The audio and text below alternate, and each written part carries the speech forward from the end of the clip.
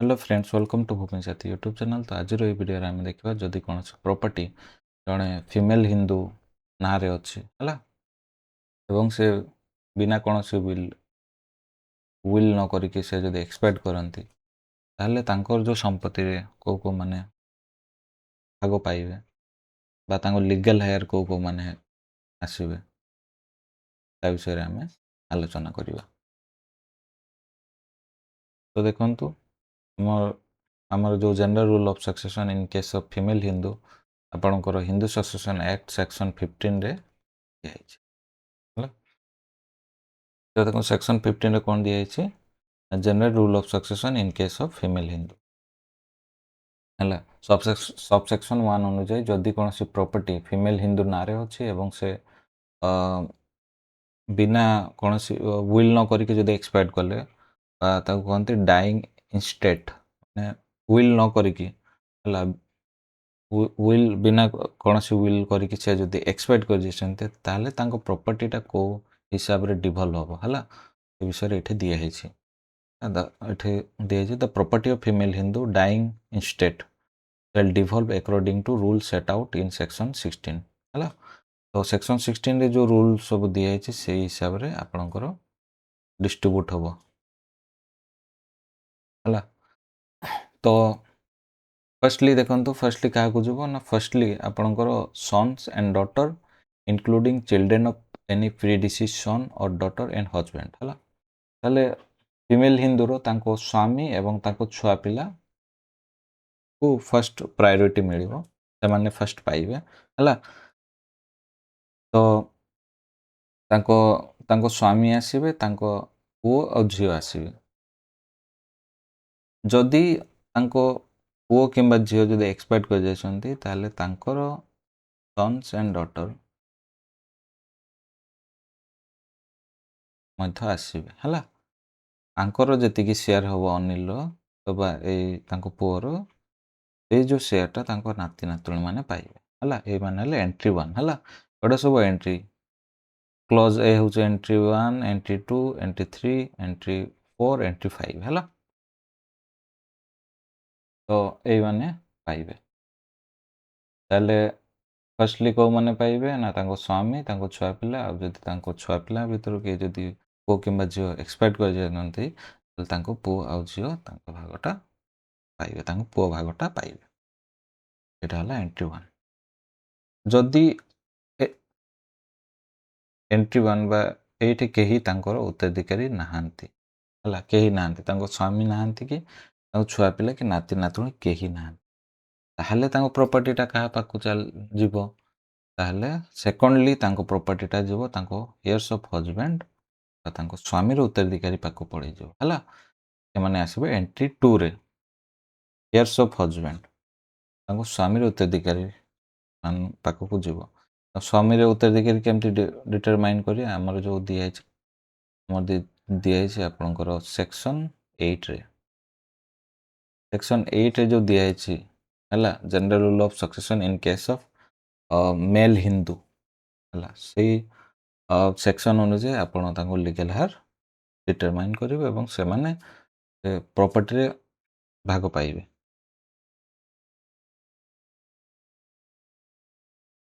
हला ताले आपण सेक्शन 8 रे जो दिया है general rule of succession in case of male Hindu से हिसाब रे आपण तांको हेयर्स डिटरमाइन करिवे से माने तांकर प्रॉपर्टी ऊपर भाग पाइबे हला धरा जाऊ तांको हजबैंड को हेयर रे भी केही आसिले नाही ताहले तांको प्रॉपर्टीटा क्या पाक जीव तांको माँ बापा पाक जीव है से आसबे थर्ड एंट्री एंट्री 3 तांको बापा और माँ पाक चल जो तांको बापा माँ भी कहीं नहांती ताहले क्या जीव ताहले आपण एंट्री 4 आसीजे आपणकर हेयर्स ऑफ फादर तांको बापांकर फीमेल हिंदूर बापांकर उत्तराधिकारी मैंने पाइबे है बापांकर उत्तराधिकारी केमती डिटरमाइन हम सेम ସେକ୍ସନ୍ 8 ହେଲା। ଯଦି ଏଠି ବି ତାଙ୍କ ବାପାଙ୍କ ଉତ୍ତରାଧିକାରୀ ବି କେହି ଆସିଲେ ନାହିଁ, ସେଇ କେସ୍ରେ କ'ଣ ହେବ, ଏ ଯେଉଁ ପ୍ରପର୍ଟିଟା ବର୍ତ୍ତମାନ ପଳେଇଯିବ କାହା ପାଖକୁ, ହେୟାର୍ସ ଅଫ୍ ମଦର, ତାଙ୍କ ମାଆଙ୍କର, ସେ ଯେଉଁ ଫିମେଲ୍ ହିନ୍ଦୁର ମାଆଙ୍କ ଯେଉଁ ଲିଗେଲ୍ ହେୟାର ମାନେ ଅଛନ୍ତି ତାଙ୍କ ପାଖକୁ ଯିବ ହେଲା। ତ ଏଇମାନେ ହେଲେ entry 1, entry 2, entry 3, entry 4, entry 5 ହେଲା। ତ ଏଇମାନଙ୍କ ଭିତରେ ଯେଉଁ ମ୍ୟାନର୍ ଅଫ୍ ଡିଷ୍ଟ୍ରିବ୍ୟୁସନ୍ କେମିତି ହେବ ହେଲା, ତାହେଲେ ଏଇଠି ସେଇଟା କେଉଁ ଭଳିଆ ହେବ, ମ୍ୟାନର୍ ଅଫ୍ ଡିଷ୍ଟ୍ରିବ୍ୟୁସନ୍ କ'ଣ ରହିବ, ସେଇଟା ଆପଣଙ୍କର ସେକ୍ସନ୍ 16ରେ ଦିଆହେଇଛି ହେଲା। ସେକ୍ସନ୍ 16ରେ ଦିଆହେଇଛି ଯେ ଏଇଠି ଦିଆହେଇଛି order of succession among the heirs refer in section 15 shall be distribution and the distribution of estate property among the heirs shall take place according to following rule। এই রুল অনুযায়ী ତାଙ୍କ ଭିତରେ ପ୍ରପର୍ଟି ଡିଷ୍ଟ୍ରିବ୍ୟୁସନ୍ ହେବ ହେଲା।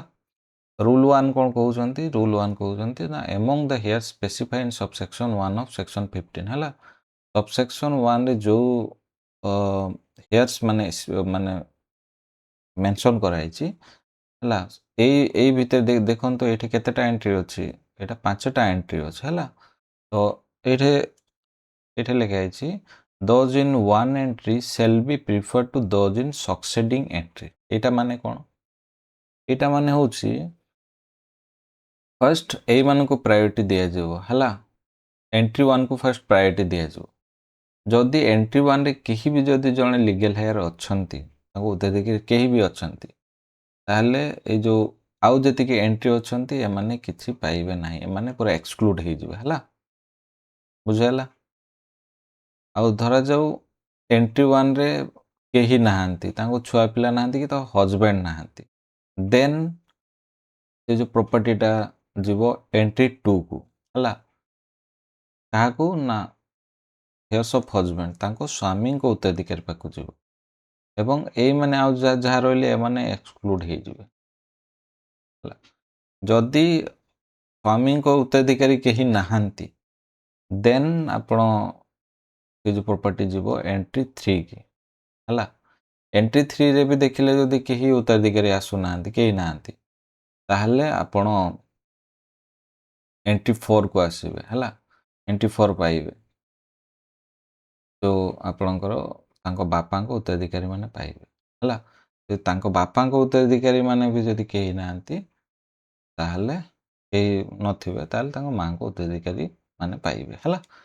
ତାହେଲେ ଏମିତି priority ଦିଆଯିବ, priority ହେଲା, ପ୍ରିଫରେନ୍ସ ଦିଆଯିବ। ଫାର୍ଷ୍ଟ ମାନଙ୍କୁ ପ୍ରିଫରେନ୍ସ ଦିଆଯିବ। ଯଦି ଏଣ୍ଟ୍ରି 1ରେ କେହି ନାହାନ୍ତି ତାହେଲେ ଏଣ୍ଟ୍ରି 2 ବାଲାଙ୍କୁ ମିଳିବ। ଏଣ୍ଟ୍ରି 2 ବାଲା ଯଦି କେହି ନାହାନ୍ତି ଉତ୍ତରାଧିକାରୀ, ତାହେଲେ ଏଣ୍ଟ୍ରି 3 ବାଲାକୁ ମିଳିବ। ଏଣ୍ଟ୍ରି 3ରେ ବି କେହି ନାହାନ୍ତି, ତାହେଲେ ଏଣ୍ଟ୍ରି 4, ସେମିତି ଏଣ୍ଟ୍ରି 4ରେ ବି ଯଦି କେହି ନାହାନ୍ତି, ତାହେଲେ ଏଣ୍ଟ୍ରି 5ରେ ଯେଉଁ ଲିଗାଲ୍ ହେୟାର ମାନେ ପାଇବେ ହେଲା, ବୁଝିହେଲା। ଆଉ ଗୋଟେ କଥା ହେଲା, ଏଠି ଦିଆଯାଇଛି those included in same entry shall take simultaneously, ସେମାନେ ଏକାଥରକେ ଭାଗ ପାଇବେ। ମାନେ କ'ଣ, ଯେଉଁ ସେମ୍ ଏଣ୍ଟ୍ରି ଦିଆହେଇଛି ହେଲା, ଯେମିତିକି ଏଇଟା ଦେଖନ୍ତୁ, ଏଇଠି ଆପଣଙ୍କର ତାଙ୍କ ପୁଅ ଝିଅ, ତାଙ୍କ ହଜବେଣ୍ଡ ହେଲା, ଯଦି କେହି ପୁଅ ଝିଅ ମରିଯାଇଛନ୍ତି, ତାଙ୍କ ଛୁଆ ପିଲା ସେମ୍ ଏଣ୍ଟ୍ରିରେ ଅଛନ୍ତି, ଏମାନେ ସାଇମଲ୍ଟେନିୟସଲି ପ୍ରପର୍ଟିରେ ଭାଗ ପାଇବେ। କେମିତି ସାଇମଲ୍ଟେନିୟସ୍ ଦେଖନ୍ତୁ, ସନ୍ତୋଷିନୀ ସାହୁ ନାଁରେ ଧରାଯାଉ ଆପଣଙ୍କର ଅଛି 30 ଡିସିମିଲ୍, ତାହେଲେ ଏଇଟା କେତେ ଭାଗ ହେବ, 3 ଭାଗ ହେବ। ଏମାନେ ସାଇମଲ୍ଟେନିୟସଲି ଏକା ସହିତ ପାଇବେ। 30 ଡିସିମିଲ୍ଟା 3 ଭାଗ ହେଇଗଲେ ଆପଣଙ୍କ ହେଇଯିବ, ପ୍ରତି ଭାଗ କେତେ ପାଇବେ, 10 ଡିସିମିଲ୍ ଏକା ପାଇବେ। ତାହେଲେ ତାଙ୍କ ସ୍ୱାମୀ ପାଇବେ 10 ଡିସିମିଲ୍, ପୁଅ ପାଇବେ 10 ଡିସିମିଲ୍, ତାଙ୍କ ଝିଅ ପାଇବେ 10 ଡିସିମିଲ୍ ହେଲା। ସାଇମଲ୍ଟେନିୟସଲି ଏକା ସହିତ, ବୁଝିହେଲା। ଏଇଟା ତ ଗଲା ରୁଲ୍ 1 ହେଲା। ରୁଲ୍ 1 କ'ଣ କହୁଛି ନା, ପ୍ରିଫରେନ୍ସ ଦିଆଯିବ, ପ୍ରାୟୋରିଟି ଦିଆଯିବ ଫାର୍ଷ୍ଟ ବାଲାଙ୍କୁ, ତାପରେ ଏଣ୍ଟ୍ରି 1ରେ ଯଦି କେହି ନାହାନ୍ତି ସେକେଣ୍ଡ, ଏଣ୍ଟ୍ରି 2କୁ ପ୍ରାୟୋରିଟି ଦିଆଯିବ। ଏଣ୍ଟ୍ରି 2ରେ ଯଦି କେହି ନାହାନ୍ତି ଏଣ୍ଟ୍ରି 3, ତାପରେ ଏଣ୍ଟ୍ରି 4, ତାପରେ ଏଣ୍ଟ୍ରି 5 ଏମିତି ଆସିବ। ଏବଂ ସେମ୍ ଏଣ୍ଟ୍ରି ଯେଉଁମାନେ ଅଛନ୍ତି ସେମାନେ ସାଇମଲ୍ଟେନିୟସ୍ ଏକାଥରେ ମାନେ ପାଇବେ ହେଲା।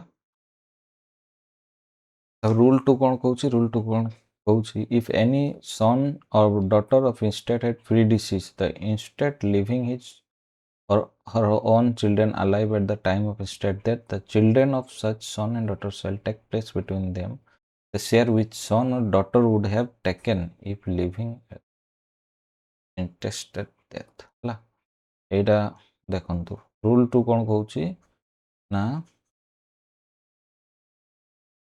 ଧରାଯାଉ ସନ୍ତୋଷିନୀ ମରିବା ପୂର୍ବରୁ ଅନିଲ ଏକ୍ସପାୟାର୍ଡ କରିଯାଇଛି ତାଙ୍କର ଦୁଇଟା ଗୋଟେ ପୁଅ ଅଛି ଆଉ ଗୋଟେ ଝିଅ ଅଛି ତାହେଲେ ଯେତେବେଳେ ପ୍ରପର୍ଟି ଡିଷ୍ଟ୍ରିବ୍ୟୁସନ୍ ହେବ ସେତେବେଳେ ଏଇମାନେ କେତେ ସେୟାର ପାଇବେ ନା ଏଇମାନେ ଅନିଲର ସେୟାର ଯେତିକି ହେବ ସେଇଥିରୁ ଏମାନଙ୍କ ଭାଗ ପାଇବେ ହେଲା ବୁଝିହେଲା ଏ କଥା ଏଇଠି ଲେଖା ହେଇଛି ତାହେଲେ ଆମେ ଯଦି ଦେଖିବା ଯଦି ଭାଗ ହେବ କେତେ ନା 30 ଡିସେମ୍ବରରେ 3 ଭାଗ ହେବ ଇଏ ପାଇବ 10 ପାଇବ 10 ବର୍ତ୍ତମାନ ଏଇ ଯେଉଁ ଇଏ ଅନିଲ ଏକ୍ସପାୟାର୍ଡ କରିଯାଇଛନ୍ତି ତାଙ୍କର ସେୟାର ଯେତିକି ବି ହେବ ତାଙ୍କ ଛୁଆ ପିଲାମାନେ ପାଇ ହେଲା ବୁଝିଲା ଏଇଟା କ'ଣ 1 2 3 4 ଏମିତି 4 ଭାଗ ହେଇଯିବନି ଏଇ ଯେଉଁ ତାଙ୍କ ନାତି ନାତୁଣୀ ମାନେ ତାଙ୍କର ଯେଉଁ ପୁଅର ସେୟାର ଯେତିକି ହେବ ସେତିକି ପାଇବେ ଅନିଲର ସେୟାର ହେଉଛି ଏଠି 10 ଡିସିମିଲ୍ ମାନେ ତାଙ୍କ ପୁଅମାନେ ବି ଏଇ 10 ଡିସିମିଲ୍ ଭାଗ ପାଇବେ 2 ଭାଗ ହେଇଯିବ ଇଏ ପାଇବ 5 ଡିସିମିଲ୍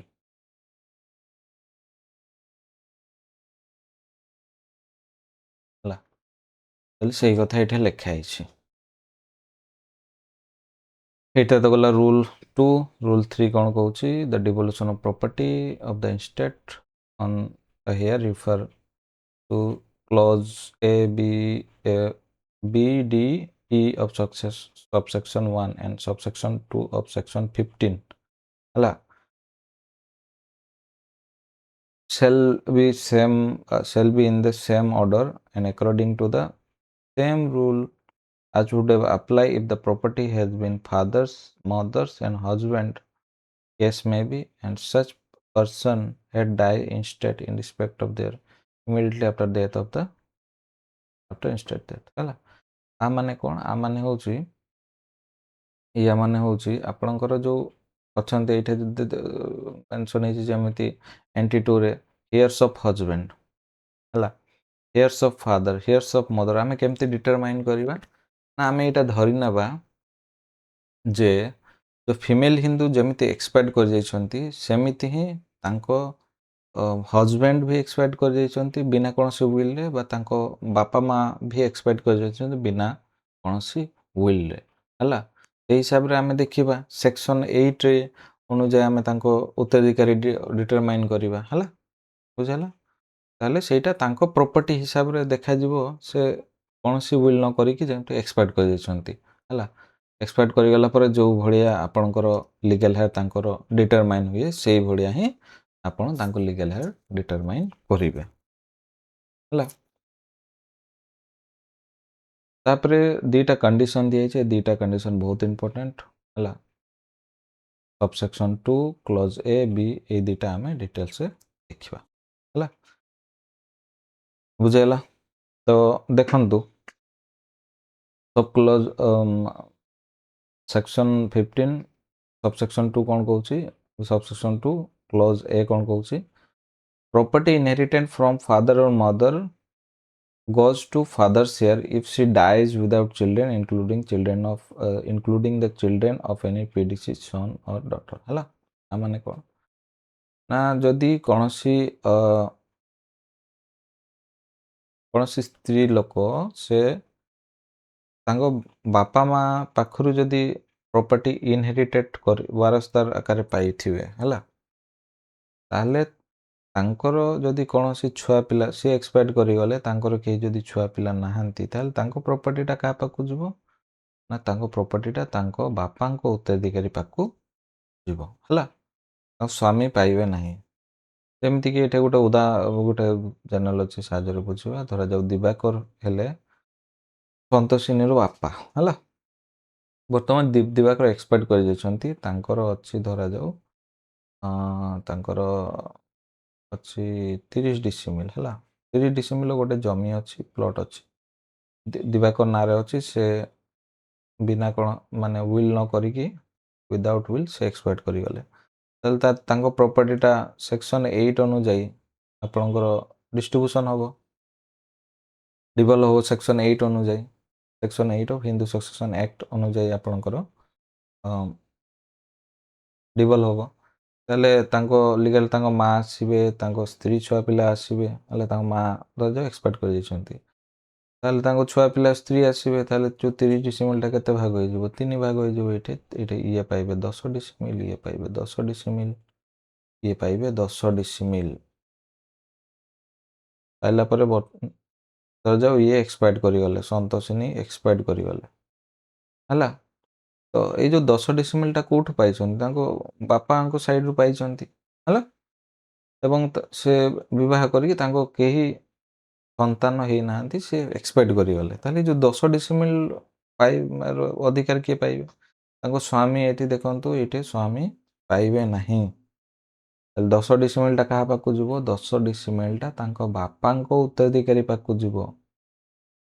ବାପାଙ୍କ ଉତ୍ତରାଧିକାରୀ ମାନେ ଏଇ ଯେଉଁ 10 ଡିସିମିଲ୍ ପାଇବେ ହେଲା। ଏଇ ଯେଉଁ 10 ଡିସିମିଲ୍ଟା ବର୍ତ୍ତମାନ କ'ଣ ହେଇଯିବ ନା ତାଙ୍କ ଉତ୍ତରାଧିକାରୀ ଦେଖିବାକୁ ଗଲେ ତାଙ୍କ ସ୍ତ୍ରୀ ଛୁଆ ପିଲା ମାନେ ସନ୍ତୋଷିନୀର ମା ଆଉ ଭାଇ ପାଇବେ।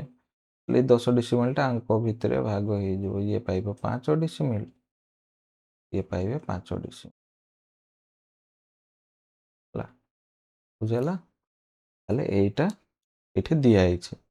ଯଦି କୌଣସି ପ୍ରପର୍ଟି ତାଙ୍କ ବାପା କିମ୍ବା ମାଆଠୁ ଇନହେରିଟେଡ୍ ଆକାରରେ ସିଏ ପାଇଥାନ୍ତି, ଜଣେ ସ୍ତ୍ରୀ ଲୋକ ପାଇଥାଏ ହେଲା, ତାହେଲେ ତାଙ୍କ ଯଦି ସିଏ ଏକ୍ସପାୟାର୍ଡ଼ କରିଗଲେ ବିନା କୌଣସି ଛୁଆ ମାନେ ବିନା କୌଣସି ପୁଅ କିମ୍ବା ଝିଅରୁ ନିଃସନ୍ତାନ ମୃତ ହେଇଗଲେ, କୌଣସି ତାଙ୍କ ମାନେ ପୁଅ ଝିଅ ନାହାନ୍ତି ବା ତାଙ୍କ ନାତି ନାତୁଣୀ ନାହାନ୍ତି, ତାହେଲେ ସେ ପ୍ରପର୍ଟିଟା ତାଙ୍କ ବାପାଙ୍କ ଉତ୍ତରାଧିକାରୀ ପାଖକୁ ହେଲା। ତାପରେ ଆସିଲା କ୍ଲୋଜ୍ ବି। କ୍ଲୋଜ୍ ବି କ'ଣ କହୁଛି ନା property inherited from husband or father-in-law goes to husband's share if she dies without children, including children of any predeceased daughter or son ହେଲା। ବର୍ତ୍ତମାନ ଏଇ ସ୍ତ୍ରୀ ଲୋକ ଧରାଯାଉ ତାଙ୍କ ଶାଶୁ କିମ୍ବା ତାଙ୍କ ହଜବେଣ୍ଡଠୁ ଯଦି ପ୍ରପର୍ଟି ଇନହେରିଟେଡ୍ ଆକାରରେ ପାଇଥିବେ ଏବଂ ସେ ଏକ୍ସପାୟାର୍ଡ଼ କରିଯାଇଛନ୍ତି, ତାଙ୍କର କୌଣସି ମାନେ ଛୁଆ ପିଲା ନାହାନ୍ତି, ସେଇ କେସ୍ରେ ସେଇ ଯେଉଁ ପ୍ରପର୍ଟି ଯେଉଁ ପାଇଛନ୍ତି ସେ ପ୍ରପର୍ଟିଟା କାହାକୁ ଯିବ ନା ତାଙ୍କ ହଜବେଣ୍ଡଙ୍କ ଉତ୍ତରାଧିକାରୀ ମାନେ ଯେଉଁମାନେ ଥିବେ ତାଙ୍କ ପାଖକୁ ଯିବ ହେଲା। ଯେମିତିକି ଧରାଯାଉ ଗଣେଶ ହେଲେ ତାଙ୍କ ପୁଅ ହେଲା ମହେଶ୍ୱର, ମହେଶ୍ୱର ସ୍ତ୍ରୀ ହେଲା ସନ୍ତୋଷିନୀ ହେଲା। ବର୍ତ୍ତମାନ ଗଣେଶ ଏକ୍ସପାୟାର୍ଡ଼ କରିଯାଇଛନ୍ତି। ଗୋଟେ ଜମି ଅଛି କେତେ ଡିସିମିଲ୍? ଗୋଟେ ଜମି ଅଛି 30 ଡିସିମିଲ୍। 30 ଡିସିମିଲ୍ ଗୋଟେ ଜମି ଅଛି। ବର୍ତ୍ତମାନ ଗଣେଶ ଯିଏ ଅଛନ୍ତି ସିଏ ବିନା କୌଣସି ୱିଲ୍ରେ ଏକ୍ସପାୟାର୍ଡ଼ କରିଗଲେ। ତାହେଲେ ଯେଉଁ 30 ଡିସିମିଲ୍ଟା ବର୍ତ୍ତମାନ କ'ଣ ହେବ? ସେକ୍ସନ୍ 8 ଅନୁଯାୟୀ ପ୍ରପର୍ଟିଟା ଡିଭଲ୍ ହେବ। ତାହେଲେ ସେକ୍ସନ୍ 8 ଅନୁଯାୟୀ ଆମେ ଯଦି ଦେଖିବା ତାଙ୍କ ସ୍ତ୍ରୀ ଛୁଆ ପିଲା ଏବଂ ତାଙ୍କ ମା, ଯେହେତୁ ତାଙ୍କ ମା ଏକ୍ସପାୟାର୍ଡ଼ କରିଛନ୍ତି, ତାଙ୍କ ସ୍ତ୍ରୀ ଛୁଆ ପିଲାମାନେ ପାଇବେ। 30 ଡିସିମିଲ୍ଟା ଭାଗ ହେଇଯିବ, ଏଇଟା ହେଇଯିବ, ଇଏ ପାଇବ 10 ଡିସିମିଲ୍, ଇଏ ପାଇବ 10 ଡିସିମିଲ୍, ଇଏ ପାଇବେ 10 ହେଲା। ବର୍ତ୍ତମାନ ମହେଶ୍ୱର ବି ଏକ୍ସପାୟାର୍ଡ଼ କରିଯାଇଛନ୍ତି। ତାହେଲେ ତାଙ୍କ ପ୍ରପର୍ଟିଟା କାହା ପାଖକୁ ପଳେଇଯିବ? ବର୍ତ୍ତମାନ ଏଇ ଯେଉଁ ତାଙ୍କ ସ୍ତ୍ରୀ ପାଖକୁ ପଳେଇଯିବ ହେଲା। ତାଙ୍କ ସ୍ତ୍ରୀ ପାଖକୁ ପଳେଇଯିବ। ତାହେଲେ ଫର୍ଷ୍ଟ ଆସିଲା କାହାକୁ? ତା ସ୍ୱାମୀ ପାଖକୁ। ସ୍ୱାମୀ ବି ଏକ୍ସପାୟାର୍ଡ଼ କରିବେ। ସ୍ୱାମୀ ଯେମିତି ଏକ୍ସପାୟାର୍ଡ଼ କରିଗଲେ ତାଙ୍କ ଲିଗାଲ୍ ହେୟାର୍ ଯଦି ଆମେ ଦେଖିବା ସେକ୍ସନ୍ 8 ଅନୁଯାୟୀ ତାଙ୍କ ସ୍ତ୍ରୀ ଛୁଆ ପିଲା ଆସିବେ। ତାହେଲେ ତାଙ୍କ ସ୍ତ୍ରୀ ଛୁଆ ପିଲା ତ ଏଠି ନାହାନ୍ତି ହେଲା। ବୁଝିଗଲା? ତାଙ୍କ ମା ଏବଂ ତାଙ୍କ ଛୁଆ ପିଲା ମାନେ ସ୍ତ୍ରୀ ଲିଗାଲ୍ ହେୟାର୍ ଆସିବ ହେଲା। ଧରାଯାଉ ଇଏ ପାଇଗଲେ 10 ଡିସିମିଲ୍ ପାଇଗଲେ ହେଲା। ସେଇ ହିସାବରେ ଦେଖନ୍ତୁ ଆଙ୍କର ତ କେହି ଛୁଆ ପିଲା ନାହାନ୍ତି। ବର୍ତ୍ତମାନ ଯେଉଁ 10 ଡିସିମିଲ୍ରେ କିଏ ପାଇବ ହେଲା? 10 ଡିସିମିଲ୍ରେ ଭାଗ କିଏ ପାଇବ? ଏଇ ଯେଉଁ 10 ଡିସିମିଲ୍ଟା କିଏ ଭାଗ ପାଇବ? ଏଇ 10 ଡିସିମିଲ୍ଟା ଯେହେତୁ ତାଙ୍କ ଶାଶୁଠୁ ଏଇଟା ସେ ଇନହେରିଟାଣ୍ଟ ଆକାରରେ ପାଇଛନ୍ତି ଏବଂ ତାଙ୍କର କେହି ଛୁଆ ପିଲା ନାହାନ୍ତି, ତାହେଲେ ଏ ଯେଉଁ 10 ଡିସିମିଲ୍ଟା ତାଙ୍କ ସ୍ୱାମୀଙ୍କ ଉତ୍ତରାଧିକାରୀ ପାଖକୁ ଚାଲିଯିବ। ହେଲା, ସ୍ୱାମୀଙ୍କ ଉତ୍ତରାଧିକାରୀ କେମିତି ଡିସାଇଡ଼୍ କରିବେ ନା ଆମର ଯେଉଁ ରୁଲ୍ 3ରେ ଦିଆହେଇଛି ହେଲା, ସେକ୍ସନ୍ 16 ରୁଲ୍ 3ରେ ଦିଆହେଇଛି ହେଲା। ତ ଏଇଠି ମହେଶ୍ୱର ତାଙ୍କ ଆର ଲିଗାଲ୍ ହେୟାରରେ ଆମେ ଦେଖିବା ହେଲା, ଆଉ ସ୍ୱାମୀର ମାନେ ଆଙ୍କ ସ୍ୱାମୀର ହେୟାର୍ସ ବା ଉତ୍ତରାଧିକାରୀ ଆମେ ଦେଖିବା। ତାହେଲେ କ୍ଲାସ୍ 1ରେ ଆମେ ଯଦି ଦେଖିବା, ତାହେଲେ କ୍ଲାସ୍ 1ରେ କିଏ ଆସିବ? ତାଙ୍କ ମା ଯେହେତୁ ଅଛନ୍ତି, ତାଙ୍କ ମା ଆସିବେ। ହେଲେ 10 ଡିସିମିଲ୍ଟା ପୁରା ଚାଲିଯିବ କାହା ପାଖକୁ? ତାଙ୍କ ମା ପାଖକୁ ଚାଲିଯିବ ହେଲା। କାହାର? ମହେଶ୍ୱର ସୁମିତ୍ରା ପାଖକୁ ଆପଣଙ୍କର 10 ଡିସିମିଲ୍ ପାଇଯିବ। ଯେହେତୁ ଇଏ ତାଙ୍କ ମା ଆସୁଛନ୍ତି କ୍ଲାସ୍ 1ରେ, ତାହେଲେ ତାଙ୍କ ପ୍ରପର୍ଟିଟା କାହା ପାଖକୁ ଚାଲିଯିବ? ତାଙ୍କ ମା ପାଖକୁ ଚାଲିଯିବ। କାହା ମା? ମହେଶ୍ୱର ମା ପାଖକୁ ଚାଲିଯିବ ହେଲା। ବୁଝିଲା? ଏଇଟା ହେଉଛି 2ଟା କଣ୍ଡିସନ୍। ତାହେଲେ ଏଥିରୁ ଆମେ କ'ଣ ଜାଣିଲେ ନା ଜଣେ ସ୍ତ୍ରୀ ଲୋକ 2 ଆଡ଼ୁ ସମ୍ପତ୍ତି ପାଇଥାନ୍ତି। ଗୋଟେ ହେଲା ତାଙ୍କ ବାପା ମାଙ୍କ ପାଖରୁ, ଆଉ ତାଙ୍କ ଶାଶୁ ଶ୍ୱଶୁର ପାଖରୁ ବି ସେ ପାଇଥାନ୍ତି ହେଲା। ଯଦି ତାଙ୍କ ବାପା ମା ପାଖରୁ ପାଇଥିବେ, ତାହେଲେ ତାଙ୍କ ଅନ୍ତେ ତାଙ୍କର ଯଦି କେହି ଛୁଆ ପିଲା ନାହାନ୍ତି, ତାହେଲେ ତାଙ୍କ ଯେଉଁ ବାପା ସାଇଡ଼୍ରୁ ଯେଉଁ ପାଇଥିବେ ସେଇଟା ତାଙ୍କ ବାପାଙ୍କ ଉତ୍ତରାଧିକାରୀ ପାଖରେ ମାନେ ଡିଷ୍ଟ୍ରିବ୍ୟୁଟ୍ ହେଇଯିବ ହେଲା। ଆଉ ଯଦି ତାଙ୍କ ଶ୍ୱଶୁର ବା କିମ୍ବା ହଜବେଣ୍ଡ ପାଖରୁ ପାଇଥିବେ, ତାହେଲେ ତାଙ୍କ ଯେଉଁ ପ୍ରପର୍ଟିଟା, ତାଙ୍କ ଯେଉଁ କେହି ଛୁଆ ପିଲା ନଥିବେ, ତାହେଲେ ତାଙ୍କ ପ୍ରପର୍ଟିଟା ଚାଲିଯିବ ତାଙ୍କ ହଜବେଣ୍ଡଙ୍କ ଉତ୍ତରାଧିକାରୀ ପାଖକୁ ଚାଲିଯିବ ହେଲା। ଏବଂ ତା ଉତ୍ତରାଧିକାରୀ କେମିତି ଡିସାଇଡ଼୍ କରିବେ? ସେକ୍ସନ୍ 8 ଅନୁଯାୟୀ ଡିସାଇଡ଼୍ କରିବେ ହେଲା, ଡିଟରମାଇନ୍ କରିବେ।